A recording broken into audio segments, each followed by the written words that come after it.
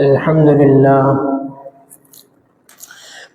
لله نحمده ونستعينه ونستغفره ونؤمن به ونتوكل عليه ونعوذ بالله من شرور أنفسنا ومن سيئات أعمالنا من يهده الله فلا مضل له ومن يضلله فلا هادي له ونشهد أن لا إله إلا الله وحده لا شريك له ونشهد أن سيدنا ومولانا محمدا عبده ورسوله أما بعد فأعوذ بالله من الشيطان الرجيم بسم الله الرحمن الرحيم قال تعالى وطهر بيتي للطائفين والعاكفين وقال تعالى إنا أنزلناه في ليلة القدر وما أدراك ما ليلة القدر ليلة القدر خير من ألف شهر تنزل الملائكة والروح فيها بإذن ربهم من كل أمر سلام هي حتى مطلع الفجر. وقال النبي صلى الله عليه وسلم من صام رمضان إيمانا واحتسابا غفر له ما تقدم من ذنبه ومن قام ليلة القدر إيمانا واحتسابا غفر له ما تقدم من ذنبه. وقال عليه الصلاة والسلام تحروا ليلة القدر في الوتر من العشر الأواخر من رمضان أو كما قال صلى الله عليه وسلم. صدق الله مولانا العظيم وصدق رسوله النبي الكريم الأمين ونحن على ذلك لمن الشاهدين والشاكرين والحمد لله رب العالمين. اللهم صل على محمد النبي الأمي وعلى آله وسلم تسليما. اللهم صل على محمد كلما ذكره الذاكرون وكلما غفل عن ذكره الغافلون. اللهم رب اشرح لي صدري ويسر لي أمري واحلل عقدة من لساني يفقه قولي. اللهم رب زدني علما اللهم رب زدني علما اللهم رب زدني علما.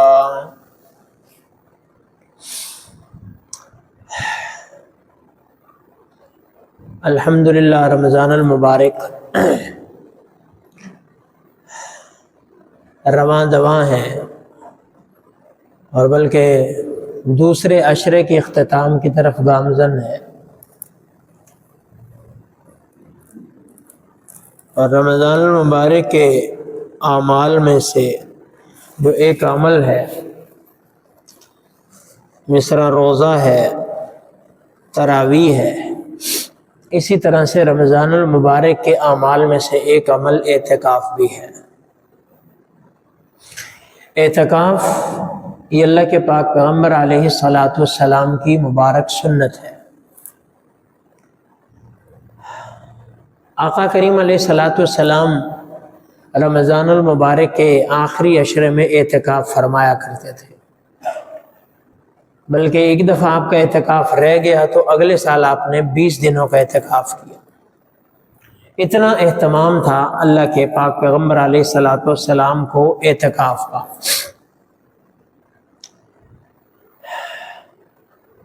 اعتکاف بیسیکلی اللہ کے گھر میں آنا، اللہ کے گھر میں ٹھہرنا، اللہ کے گھر میں ڈیرے ڈالنا، اللہ کا تقرب حاصل کرنا، اللہ کی مہمانی میں آنا، اللہ کے فرشتوں کے ماحول میں آنا، بہت بڑی ایک سعادت کی بات ہے، اللہ کے گھروں کو آباد کرنا۔ اعتکاف والا ظاہر سی بات ہے مسجد میں اعتکاف کرتا ہے تو اللہ کے گھروں کو آباد کرنے والا۔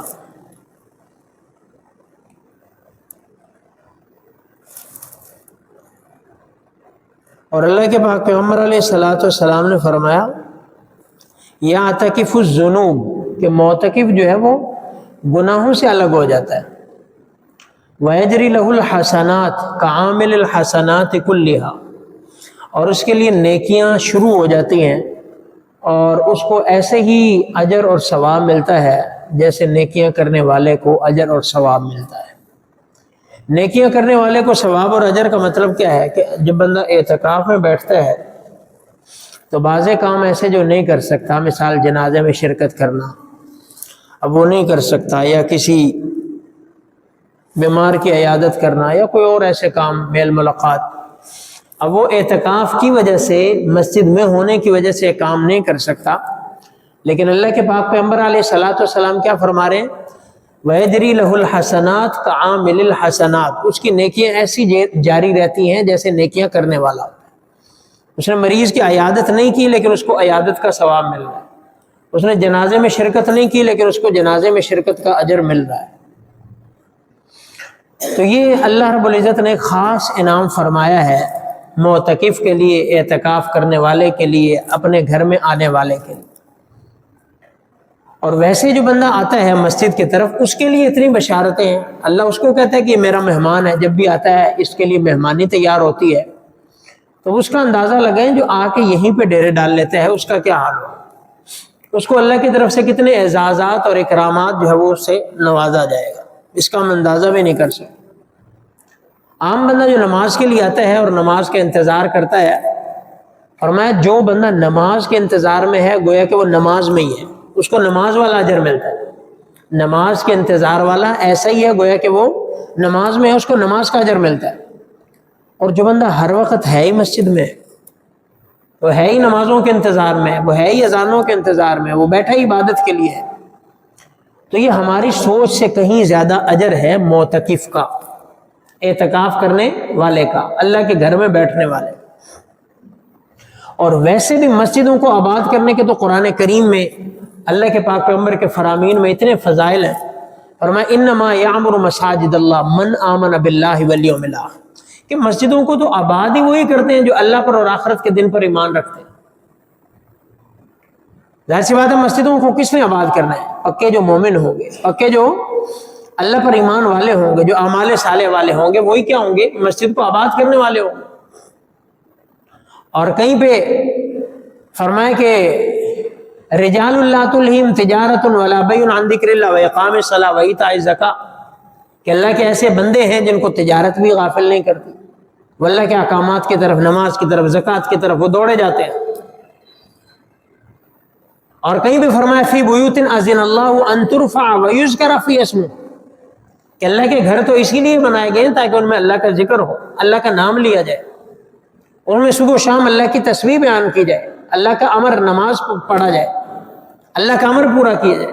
اللہ کے گھر تو ہیں ہی اسی۔ اور کہیں پہ انہیں عرش کے، قیامت کے دن عرش کے سائے کی خوشخبری سنائی کہ جو بندہ مسجد میں ہوتا ہے، مسجد کا عادی ہوتا ہے، اللہ اس کو قیامت کے دن اپنے عرش کا سایہ نصیب فرمائے۔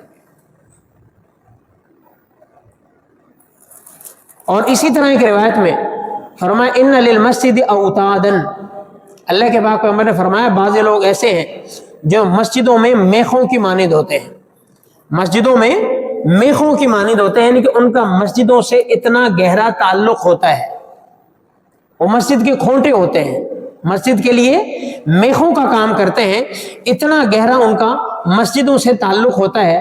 جب وہ مسجد میں اتنا کثرت سے آنا جانا رکھتے ہیں، مسجد سے تعلق رکھتے ہیں، تو کیا فرمایا الملائکۃ جلساؤہم، فرشتے پھر ان کے کیا ہو جاتے ہیں؟ ہم نشین بن جاتے ہیں۔ آپ کسی بھی جگہ پہ مہینہ، 2 مہینہ، 3 مہینہ جاتے ہیں تو آپ کا ایک باقاعدہ ایک سرکل بن جاتا ہے، فرینڈ سرکل بن جاتا ہے، جاننے والے بن جاتے ہیں، ان کے ساتھ آپ بیٹھتے ہیں، گپ شپ لگاتے ہیں، ان سے آپ مانوس ہو جاتے ہیں، ان سے آپ کا ایک تعلق بیلٹ ہو جاتا ہے، اس سے آپ جو ہو، اور جہاں سالوں رہتے ہیں وہاں اور زیادہ ہو جاتا ہے۔ کہیں پہ بھی آپ جاتے ہیں، کسی آفس میں جاتے ہیں، کہیں پہ بھی جاتے ہیں، جہاں بندہ باقاعدگی سے بیٹھتا ہے تو وہ ساتھ اڑوس پڑوس والے جاننا شروع کر دیتے ہیں، آپس میں ایک تعلق بن جاتا ہے۔ اور جو مسجد میں آتا ہے اس کا تعلق کسی عام بندے سے نہیں ہوتا، اس کا تعلق فرشتوں سے ہو جاتا ہے، اس کی عام بندے سے گپ شپ نہیں ہوتی، اس کی فرشتوں سے ہوتی ہے۔ اس کا حلقہ احباب عام بندے نہیں ہوتے، اس کا حلقہ احباب ملائکہ ہوتے ہیں جو معصوم عن الخطا ہے۔ تو ان کی جو مجلس ہے، ان کا جو فرینڈ سرکل ہے وہ کون ہوتے ہیں؟ وہ ملائکہ ہوتے ہیں. الملائکۃ جلساؤہم، کہ ان کے ساتھی، ان کے ہم مجلس، ہم نشین وہ کون ہیں؟ ملائکہ. الملائکۃ جلساؤہم ان غابوا یفقدوہم، اگر وہ کبھی نہ آئیں تو ملائکہ ان کو تلاش کرتے ہیں. ملائکہ آپ جہاں پہ ڈیلی جاتے ہیں، اگر ایک دن آپ نہیں جاتے تو آپ کو جو آپ کے گہرے دوست ہیں، تعلق والے، وہ کال کر کے پوچھتے ہیں بھائی خیریت ہے آج آپ نہیں آئے. یا مسجد میں جو پکے نمازی ہوتے ہیں، جب کوئی ایک بندہ ایک آدھ دن نہیں آتا تو پھر بندے کو تھوڑا سا تشویش ہوتی ہے کہ فلاں بندہ کیوں نہیں آیا. اس کی خبر گیری کی جائے، پتہ کیا جائے، آپس میں ایک دوسرے کا پتہ کیا جاتا ہے بھائی خیر ہے آپ کل نہیں آئے، کوئی مسئلہ تو نہیں، بیماری تو نہیں، کوئی پریشانی تو نہیں. کیا ہے کہ ڈیلی کے ساتھی ہیں جو آپس میں ہوتے ہیں، ایک دوسرے کی خبر گیری کرتے ہیں. بھائی آپ واہ کے لیے نہیں آئے، آپ ورزش کے لیے نہیں آئے، فلاں جہاں پہ بھی اکٹھا ہوتا ہے بندہ، تو وہاں کا جو فرینڈ سرکل ہوتا ہے ایک تعلق ہو جاتا ہے. کلاس ہوتی ہے وہاں پہ دوست ہوتے ہیں، وہاں پہ تعلق ہو جاتا ہے. یا کوئی بھی کسی بھی فیلڈ میں، آفس میں ہوتے ہیں کہیں بھی، بھائی خیریت ہے. کیوں؟ کیونکہ وہ ان کے ہم مجلس ہیں، ان کے دوست ہیں. لیکن یہاں دوست کون ہے؟ یہاں ملائکہ دوست ہیں. ان غابوا یفقدوہم، اگر یہاں آپ غیر حاضری کرتے ہو، مسجد میں کبھی نہیں آتے، فرشتے بھی آپ سے پوچھتے ہیں بھائی خیریت تو ہے، خیریت تو ہے. اور فرشتوں کا خالی پوچھنا نہیں ہوتا، ہمارا تو ایسا ہو سکتا ہے ایک دوسرے کے ساتھ کہ ہو سکتا ہے بعض لوگ ایسے پوچھیں چلو حال حوال کے لیے، حال حوال کے لیے ویسے پوچھ لیتے ہیں، کوئی مدد کرنا مقصد نہیں ہوتا، کوئی ہیلپ کرنا مقصد نہیں ہوتا، کوئی تعاون ایسا نہیں ہوتا، ویسے پوچھ لیا چلو. لیکن فرشتے تو صرف پوچھتے نہیں ہیں، اگر کوئی پریشانی ہے وہ آپ کی پریشانی دور کرنے میں بھی معاونت کرتے ہیں، وہ آپ کی پریشانیوں کو دور کرتے ہیں. ان غابوا یفقدوہم، اگر گم ہو جائیں، کبھی نہ آئیں، تو وہ پوچھتے ہیں بھائی خیریت ہے، کہاں تھے، یہ پریشانی تھی، وہ آپ کی پریشانی کو دور کرتے ہیں. وَإِن مَرَضُوا عَادُوهُمْ، پتہ چلے جی نہیں آئے، کل بیمار تھا، مرض تھا، تو وہ فرشتے عیادت کرتے ہیں. فرشتے عیادت کرتے ہیں، وہ خود فرشتے. عام بندے کی بھی ہمیں عیادت کرتے ہیں، کسی کی بیمار پرسی کے لیے جاتے ہیں تو اس کا بھی بڑا اجر ہے. حدیث پاک میں ہے کہ جو صبح کے ٹائم پہ کسی کی عیادت کے لیے جاتا ہے، شام تک 70,000 فرشتے اس کے لیے دعائیں مغفرت کرتے رہتے ہیں. اور جو شام کو جاتے ہیں، صبح تک 70,000 فرشتے اس کے لیے دعائیں مغفرت کرتے رہتے ہیں. اور یہاں پہ تو خود فرشتے عیادت کے لیے چل کے آ رہے ہیں، خود فرشتے عیادت کے لیے چل کے آ رہے ہیں. کیوں؟ کیونکہ یہ اللہ کے گھر کا مہمان ہے، ہمارا مہمان ہے. یہاں پہ ہم نشین جو ہیں، ہم مجلس میں فرشتے ہیں. یہاں پہ اگر نہیں آؤ گے تو فرشتے آپ کا پوچھیں گے، بیمار ہوں گے تو فرشتے آپ کی عیادت کریں گے. ان مرضوا عادوہم یا یعودوہم، اگر بیمار ہو جائیں تو وہ کیا کریں گے؟ تمہاری عیادت کریں گے. اور اگلی بات، وَإِن كَانُوا فِي حَاجَةٍ أَعَانُوهُمْ، جیسے میں نے پہلی بات کی کہ اگر کوئی ضرورت، کوئی پریشانی، کوئی ایسا مسئلہ ہوگا تو وہ تمہاری مدد کریں گے. صرف پوچھیں گے نہیں، وہ تمہاری آنوہم، وہ مدد کرتے ہیں. تو یہ کس کے لیے ہے؟ ان للمسجد اوتادن، کہ جو مسجد کا عادی ہے، جو مسجد کا کھوٹا ہے، جو مسجد کی میخ ہے، فرشتے اس کے ساتھ ہیں. آپ نہیں ہوں گے، فرشتوں میں تذکرہ ہوگا، فرشتوں میں تذکرہ ہوگا. جس طرح 4 بندوں میں کسی کا اچھا تذکرہ ہو تو بڑی خوشی کی بات ہوتی ہے، لیکن جس کا ملائکہ میں تذکرہ ہو تو اس کے لیے تو خوشی کا سما ہی کیا ہے. فرشتوں کے ہم مجلس ہیں، فرشتے آپ کی عیادت کرتے ہیں، فرشتے آپ کی ضرورت پوری کرتے ہیں، فرشتے نہ ہو تو آپ کو تلاش کرتے ہیں. یہ کس کا حال ہے؟ جو مسجد میں آتا ہے. اور ایک دوسری روایت میں بھی ہے، اللہ کے پاک پیغمبر علیہ الصلوۃ والسلام نے فرمایا کہ من احب اللہ فلیحبنی، جو اللہ سے محبت کرتا ہے وہ مجھ سے محبت کرے. من احبنی فقد احب اصحابی، اور جو مجھ سے محبت کرتا ہے وہ میرے صحابہ سے محبت کرے. اور جو میرے من احب اصحابی فلیحب القرآن، جو میرے صحابہ سے محبت کرتا ہے وہ قرآن سے محبت کرے. من احب القرآن فلیحب المساجد، اور جو قرآن سے محبت کرتا ہے وہ مساجد سے محبت کرے. یہ ساری چیزیں آپس میں انٹر لنکڈ ہیں، ایک دوسرے سے ان کا تعلق ہے. وہ مساجد سے محبت کرے. انہا افنیت اللہ، یہ اللہ کے گھر ہیں. میمونۃ اہلھا، جو اس میں آ جاتا ہے اللہ اس کو ہر قسم کا امن عطا فرماتے ہیں، ہر قسم کا امن عطا فرماتے ہیں۔ یہاں پہ عبادت کرتا ہے اللہ پیچھے سے اس کے گھر کی حفاظت کرتے ہیں، یہاں مسجد میں آتا ہے پیچھے سے اللہ اس کے گھر کے نظام کو سنبھالتے ہیں جو اللہ کے گھر میں آ جاتا ہے۔ تو اللہ کے گھر کو آباد کرنا کوئی معمولی چیز نہیں ہے، یہ ایک ایمان والے کا عظیم حصہ ہے، ایک عظیم اجر کی چیز ہے۔ اللہ کے پاک پیغمبر علیہ الصلوۃ والسلام کے ڈیرے کہاں ہوتے تھے؟ مسجد میں ہوتے تھے۔ صحابہ کے ڈیرے کہاں ہوتے تھے؟ مسجد میں ہوتے تھے۔ آپ علیہ السلام صحابہ کے مسائل کہاں پہ سنتے تھے؟ مسجد میں سنتے تھے۔ تعلیمات کہاں ہوتی تھی؟ مسجد میں ہوتی تھی۔ وفود کہاں سے روانہ ہوتے تھے؟ مسجد میں ہوتے تھے۔ مہمانوں کا اکرام کہاں سے ہوتا تھا؟ مسجد میں ہوتا تھا۔ تو پیارے پیغمبر کی بلکہ تمام انبیاء کی جو نشست گاہیں ہیں وہ مساجد ہوتی تھی۔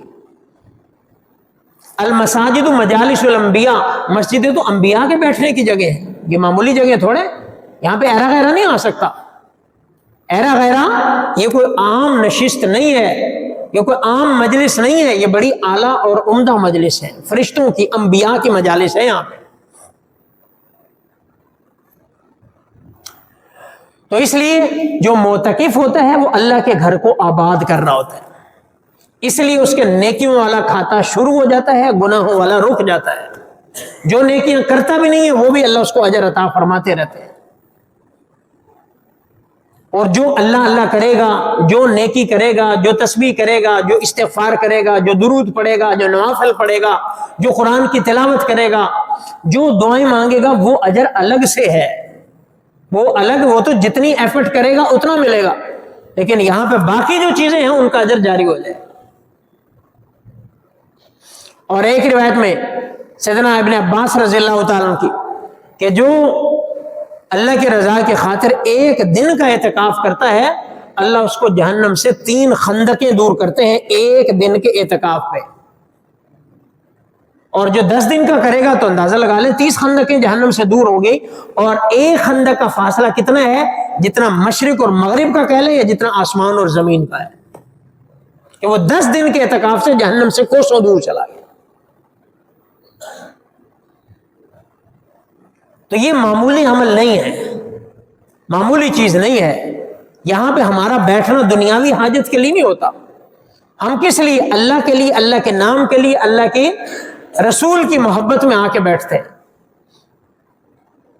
بیٹھتے تو دنیا بھی ہے، چوکوں چوراہوں پہ لوگ بیٹھتے ہیں، اپنے لیڈروں کی محبت میں بھی بیٹھتے ہیں، دھرنے دیتے ہیں، جلسے جلوس کرتے ہیں، روڈ بلاک کرتے ہیں، دائیں بائیں کرتے ہیں، سڑکوں پہ خیمے لگاتے ہیں، مہینوں بیٹھے رہتے ہیں، بیٹھتے ہیں، دنیا بیٹھتی ہے، لیکن وہ بیٹھنا الگ ہے، یہ بیٹھنا الگ ہے۔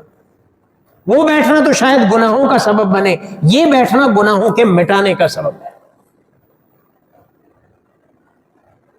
کیونکہ اللہ کے پاک پیغمبر نے کیا فرمایا کہ من کان ہجرتہ الی دنیا یصیبھا ومن کان ہجرتہ الی اللہ، کہ جو بندہ دنیا کے لیے ہجرت کرے گا وہ دنیا مل جائے گی، اور جو اللہ کے لیے کرے گا اس کو اللہ مل جائے گا۔ تو باہر بھی دنیا بیٹھی ہے، کوئی تھانوں میں بیٹھا ہے، کوئی کچہریوں میں بیٹھا ہے، کوئی پھٹوں پہ بیٹھا ہے، کوئی چوک چوراہوں پہ بیٹھا ہے، دن رات بیٹھے، رات کو 2-2 3-3 بجے تک بیٹھے ہیں، گپے ہانک رہے ہیں، دائیں بائیں ہو رہا ہے، کوئی پریشانی میں ہے، کوئی خوشی میں ہے، کوئی کسی اس میں ہے، مسائل میں ہے، کوئی ہسپتال میں بیٹھا ہے، کوئی جیل میں بیٹھا ہے، کہیں نہ کہیں بیٹھا تو ہے، لیکن وہ بیٹھنا مصیبت ہے، یہ رحمت ہے، یہ رحمت ہے۔ وہ جتنے بیٹھے ہوئے ان کی پریشانیوں کا حل یہاں پہ ہے، اس بیٹھنے میں، اس بیٹھک میں ہے۔ تو اس لیے یہاں پہ بیٹھنا ہمیں کئی مصیبتوں سے، پریشانیوں سے، آفتوں سے نجات عطا فرماتا ہے۔ تو اس لیے رمضان المبارک کے اس عمل کو کوشش کریں کہ ہم زیادہ سے زیادہ اچیو کریں، زیادہ سے زیادہ، اور خاص کر وہ لوگ جنہوں نے زندگی میں کبھی اعتکاف نہیں کیا وہ اس سنت کا مزہ لے کر دیکھیں۔ اللہ سے راز و نیاز، اللہ سے مناجات، اللہ سے اکیلے گپ شپ ہو رہی ہے، اللہ سے باتیں ہو رہی ہیں، اللہ کو دکھڑے سنائیں، اللہ کی رحمت کو سمیٹیں۔ دیکھیں پیغمبر کی سنت میں کتنا مزہ ہے، اور یہ اس امت کو تو اللہ نے بڑا نوازا ہے، ہم تو سوچ بھی نہیں سکتے کیسا اجر اللہ نے ہمیں چھوٹی چھوٹی نیکیوں پہ عطا فرمایا۔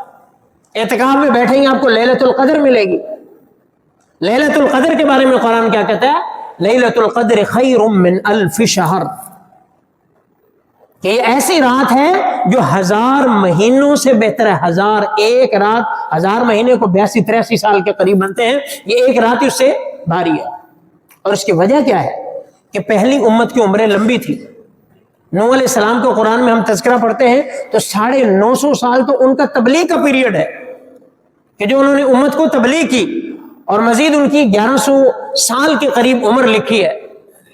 1100 سال اور اتنی عمریں. اور پیارے پیغمبر علیہ السلام کی عمر کتنی تھی؟ 63 برس. کہاں 1100، کہاں 63 برس. لیکن اللہ نے پھر پیچھے نہیں رکھا. ایسا نہیں ہے کہ عمر کم ہو گئی تو اجر کم ہو جائے گا، مرتبہ کم ہو جائے گا، یا کوئی فضیلت کم. نہیں، اللہ نے فضیلت اٹھا کے وہاں پہنچا دی جو وہ نہیں پہنچ سکتے. پیارے پیغمبر کی عمر 63 برس، اور فرمایا میری امت کی بھی یہی ہوگی، ایوریج یہی ہوگی 60 سے 70 کے درمیان. آمار امتی بین 60 الی 70 واقلہم ما یجاوز ذلک، کہ میری امت کی عمریں بھی یہی ایوریج 60-70 سال، بہت کم ہوں گے 80-90 چلے جائیں گے، لیکن ایوریج ایج یہی ہے. لیکن اس عمر میں یہ نہیں ہے کہ آپ 11 سال کو والوں کو جو ہے وہ مقابلہ نہیں کر سکتے، آپ ان سے کمپیٹ کر سکتے ہیں، بلکہ آپ ان کو پیچھے چھوڑ سکتے ہیں. جن کی جو وہ ہزاروں سال عمریں ہیں آپ ان کو پیچھے چھوڑ سکتے ہیں. اللہ نے یہ مقام عطا فرمایا آپ کو. یہ اس امت کی فضیلت ہے. اور بلکہ ایک روایت میں تو آپ علیہ السلام نے مثال دے کے فرمایا کہ ان تینوں امتوں کی، یہود ہیں، نصارہ ہیں، مسلمان ہیں، آپ علیہ السلام کی امتی ہے، ان کی مثال ایسے ہی ہے جیسے کوئی بندہ کام کے لیے کسی بندے کو لیتا ہے کہ بھائی آپ نے صبح سے کام کرنا ہے، دوپہر تک، ظہر تک لگا لیں. آپ کو 1 قرات ملے گا. 1 قرات $1 کہہ لیں آج کل کی زبان میں، $1 کہہ لیں، 100-200 روپے آپ کو ملے گا. اور دوسرے کو کہا آپ نے ظہر سے لے کر عصر تک کرنا ہے، آپ کو بھی کو 200 یا $1 یا اس طرح کر کے آپ کو ملیں گے. تیسرے کو کہا آپ نے عصر سے مغرب تک کرنا ہے اور آپ کو 2 ملیں گے، یعنی کہ 400 یا $2 کہہ لیں آپ کو ملیں گے. 2 قرات ملیں گے آپ کو. ان کو 1 قرات، ان کو 2 قرات. آپ علیہ السلام نے فرمایا یہ تمہاری اور پہلی امتوں کی مثال ہے کہ صبح سے لے کر یہود ظہر تک کام کریں گے 1 قرات، نصارہ ظہر سے عصر تک کریں گے 1 قرات، اور مسلمان عصر سے مغرب تک کریں گے اللہ 2 قرات عطا. کہ عمریں کم ثواب زیادہ، کام کم اجر زیادہ.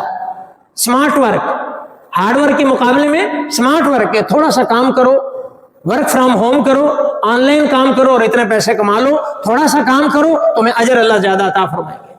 وہ اعتراض کریں گے اللہ ہماری محنت زیادہ، ہمارا کام زیادہ، ہماری اجرت کم ہے، معاوضہ کم ہے. تو اللہ فرمائیں گے میں نے تمہیں تمہارے مانگے کے مطابق دیا، اجرت طے کر کے دی. انہیں کہا تو پھر کوئی اعتراض ہے اس پر؟ نہیں.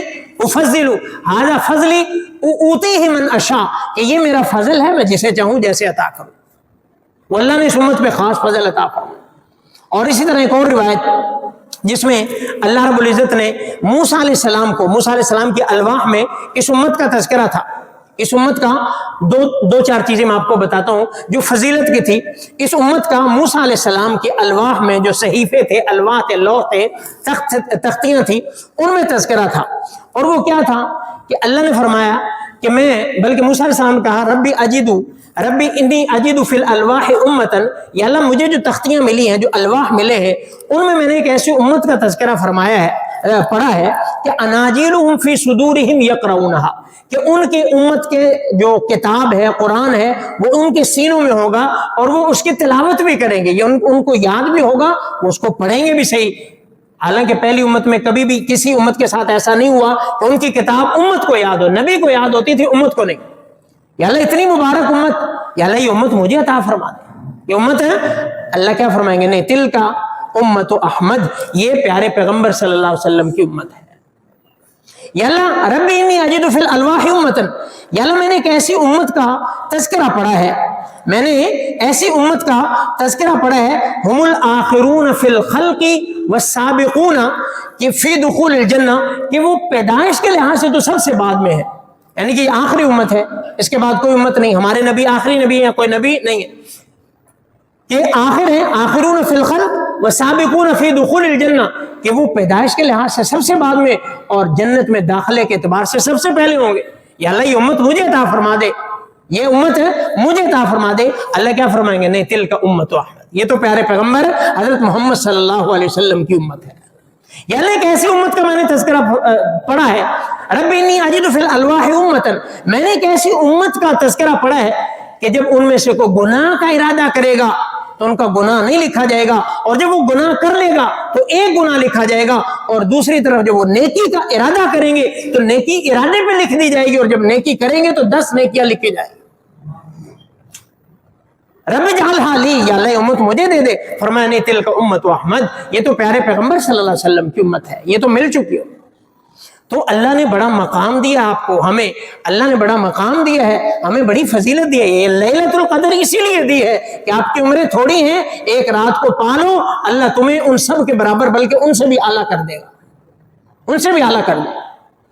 تو یہ اعتکاف کا مقصد یہی ہے کہ ہم اللہ کے گھر میں ڈیرے لگائیں، اللہ کے دربار میں آئیں، یہاں پہ اللہ سے ہم راز و نیاز کریں، شب قدر پائیں، اور وہ شب قدر کہ ایک رات آپ پا لیتے ہیں وہ 1000 راتوں سے بہتر ہو جاتی ہے، اور ایک رات جو ہے وہ آپ کے گناہوں کی بخشش کا ذریعہ بن جاتی ہے۔ اور پیارے پیغمبر نے فرمایا کہ رمضان المبارک کے آخری عشرے کی طاق راتوں میں تلاش کرو، 21، 23، 25 اور 27 اور 29، اس میں تم، اور جو اعتکاف میں بیٹھے گا اس کے لیے آسانی سے لیلۃ القدر کا پانا ممکن ہے۔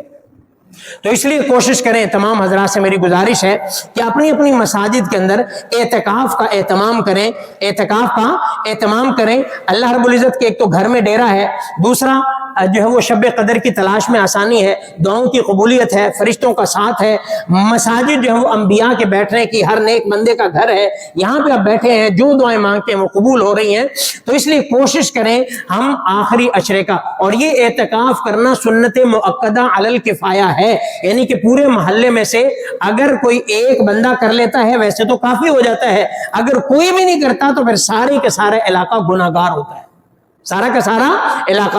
باقی میں نے آپ کو بتایا ہے کہ آپ علیہ السلام نے کتنا اہتمام فرمایا، ہر سال فرماتے تھے، اور جب ایک سال مس ہو گیا تو آئندہ سال اللہ کے پاک پیغمبر نے 20 دنوں کا اعتکاف فرمایا، 20 دنوں کا اعتکاف فرمایا۔ اور سب سے افضل اعتکاف جو ہے وہ مسجد، جس طرح نمازوں کی ترتیب ہے، سب سے افضل اعتکاف اور نماز کس کی ہے؟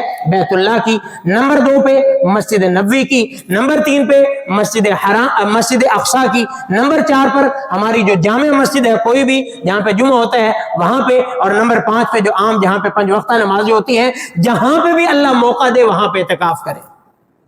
کسی کو اللہ حرم میں دے دے تو کیا ہی خوش بختی اور خوش نصیبی کی بات ہے، ایسے اللہ کے بندے بھی ہیں جو ہر سال وہاں پہ اعتکاف کرتے ہیں۔ یہ ذالک فضل اللہ یؤتی من یشاء، یہ پھر اللہ کا فضل ہے جسے اللہ عطا فرمائے۔ لیکن ہر مومن کی خواہش ہوتی ہے اور ہونی بھی چاہیے کہ یا اللہ یہ مبارک سعادت ہمیں بھی عطا فرما، اور اس مناسبت سے، اس رمضان کی مناسبت سے ہم اللہ سے دعا کرتے ہیں مالک ہمیں بھی ہر سال شہر مدینہ کا اعتکاف عطا فرما، اور جس کی بھی سچی طلب اور تڑب ہے مالک سب کو عطا فرما۔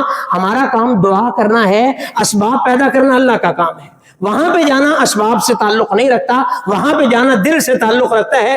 دل تم اب بناؤ گے، تڑپ دکھاؤ گے، اللہ غیب سے اسباب پیدا کر دے۔ آپ محنت کرتے ہیں، مزدوری کرتے ہیں، ملازمت کرتے ہیں، آپ اتنے ہینڈ ٹو ماؤتھ ہیں، کھانے پینے سے تنگ ہیں، اللہ ایسے ایسوں کو بھی وہاں پہ لے جاتا ہے۔ تو اس لیے اللہ یہ سعادت جس کو بھی عطا فرمائے، لیکن کم از کم یہ سعادت تو ہم یہاں بھی حاصل کر سکتے ہیں کہ اپنے محلے کی مسجد میں ہم اعتکاف کریں، جہاں پہ ہماری مسجد لگتی ہے اس میں کوشش کریں ہم اعتکاف کریں، اور اس سنت سے پیچھے نہ ہٹیں، اس سنت کو اپنائیں، اس مردہ سنت کو زندہ کریں۔ لوگ جو ہے وہ اس سے دن بدن آسانیوں کی طرف جاتے جا رہے ہیں، پیچھے آتے جا رہے ہیں، پیچھے آتے جا رہے ہیں، اور یہ ایک زوال کی نشانی ہے، زوال کی نشانی ہے کہ ہم نیچے سے نیچے آتے چلے جا رہے ہیں۔ جتنا مرضی فاسٹ ہو جائیں، جتنا مرضی ایڈوانس ہو جائیں، ہماری کامیابی دین میں ہی ہے، ہمارا سکون دین میں ہی ہے، آخر میں دین ہی ہے، جو مرضی کر لیں۔ تو اس لیے ہم اس کو اپنے ہاتھ سے نہ چھوڑیں اور کوشش کریں۔ باقی رہی بات جب شب قدر نصیب ہو جائے، عام آدمیوں کے لیے بھی، ہر ایک کے لیے، کہ جب شب قدر، سیدہ عائشہ صدیقہ نے پوچھا یا رسول اللہ اگر شب قدر مل جائے تو ہم اس میں کیا دعا کریں؟ تو اللہ کے پاک پیغمبر علیہ السلام نے جو دعا سکھائی ہے، اللہم انک عفو تحب العفو فاعف عنی، یا اللہم انک عفو کریم تحب العفو فاعف عنی، اے پیارے مالک آپ معاف کرنے والے ہیں، آپ کریم ہیں، آپ معافی کو پسند فرماتے ہیں، یا اللہ تو ہمیں معاف فرما۔ ہمیں معاف فرما. تو ویسے بھی ہم شب قدر کی تلاش کر سکتے ہیں, اس میں کوشش کر سکتے ہیں. اس کو اللہ نے مبہم رکھا ہے, اس میں مالک کی حکمتیں ہیں, مالک کی حکمتیں ہیں تاکہ کوئی مایوس نہ ہو, نہ امید نہ ہو. تو ہم میں سے ہر ایک کوشش کرے کہ جاتے ہوئے رمضان سے فائدہ اٹھائیں. اور یہ جو چند دن رہ گئے ہیں, ایسی جلدی سے رمضان کے ایام گزرتے ہیں کہ پتہ بھی نہیں چلتا. تو کوشش کریں جو آخری عشرہ آئے, اللہ کے پاک پیغمبر کے بارے میں کیا فرمایا کہ جب اذا دخل العشر الاواخر شد میزرا وایقظ اہلا واحیا لیلا, کہ جب آخری عشرہ آتا تھا, ویسے تو اللہ کے پاک پیغمبر ویسے ہی عبادت میں, عام حالات میں, پھر رمضان میں, پھر آخری عشرے میں, جسے کہتے ہیں X2 پہ چلی جاتی ہے اسپیڈ کہ اور بڑھا دی جاتی ہے. اللہ کے پاک پیغمبر سخی ویسے, عبادت گزار ویسے بہت اعلیٰ درجے کے ہیں, لیکن رمضان میں آپ کی سخاوت فرمائے ایسے جیسے تیز ہوا چلتی ہے, آپ ایسے سخی ہو جاتے تھے, عبادت میں ایسے چست ہو جاتے تھے. اور آخری عشرے میں کیا فرمایا, شد میزرا, اپنی کمر کس لیتے تھے, احیا لیلا, اپنی رات کو زندہ کرتے تھے, ساری ساری رات عبادت فرماتے تھے, وایقظ اہلا, اور ساتھ میں اپنے گھر والوں کو بھی جگاتے تھے, گھر والوں کو بھی جگاتے تھے. تو اس لیے ہم آخری عشرے میں کوشش کریں. سب سے افضل عمل جو ہے وہ کیا ہے, اعتکاف ہے. کوشش کریں مرد جو ہے وہ مسجد میں اعتکاف کریں, عورتیں جو ہے وہ گھر کی نماز کی جگہ میں وہاں پہ اعتکاف کریں. اگر کسی عذر کی وجہ سے نہیں کر سکتے تو کم از کم شب قدر کو مس نہ کریں, تاک راتوں میں اللہ کی جتنی ہو سکے عبادت کریں. اور آخری درجہ یہ ہے کہ کم از کم تاک راتوں میں عشاء اور فجر ہم باجماعت ادا کریں, اور کوشش کریں تاک راتوں میں ساری عبادتوں کو مکس کر لیں. ساری عبادتوں کو, تھوڑی سی نماز پڑھ لیں, تھوڑے سی دعا کر لیں, تھوڑا سا ذکر کر لیں, تھوڑا سا صدقہ کر دیں, تھوڑے سے نوافل پڑھ لیں, تھوڑی سی قرآن کی تلاوت کر لیں, تاکہ اللہ میرا مالک جو بھی قبول کر لے اس کے صدقے سے اللہ ہمیں نجات عطا فرما دے اور یہ رمضان کی برکات عطا فرما دے. اللہ رب العزت سے دعا ہے اللہ ہم سب کو عمل کی توفیق عطا فرمائے.